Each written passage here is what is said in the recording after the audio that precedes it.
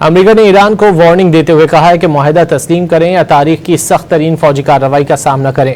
White House के deputy chief of staff Stephen Miller ने ईरानी क़यादत को सख्त तरीन अल्फाज में इंतबाह जारी करते हुए कहा है कि अगर दोनों ममालिक के दरमियान जारी मुज़ाकरात नाकाम रहे तो ईरान को तारीख की बेमिसाल अमरीकी अस्करी कार्रवाई का सामना करना पड़ सकता है।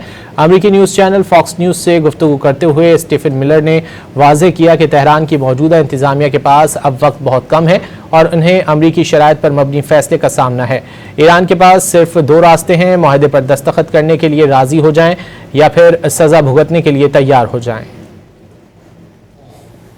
What the terms of the deal are. Is this something that we've heard a lot of back and forth over the last 6 weeks during the ceasefire? Is this time different? Well, we'll see, Jesse. As the president would say, we will find out.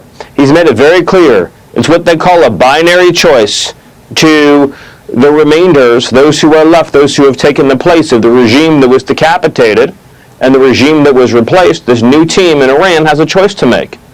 They can either agree to a piece of paper that is satisfactory to the United States, or they can face a punishment from our military, the likes of which has not been seen in modern history. That's the choice that they face. And it's very important to remember, as we sit here tonight, that Iran has already paid, its regime has already paid the steepest of prices in the form of a crushing and complete military defeat for its pursuit of a nuclear weapon.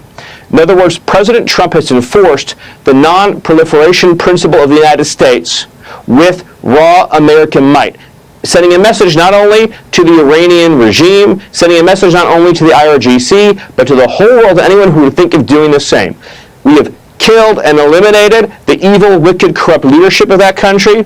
The Air Force has been annihilated. The Navy has been annihilated. Its missile program has been annihilated. Its defense industrial base has been annihilated. So this is a country that has been weakened, emasculated, and has been completely deprived of its ability to wage global international war.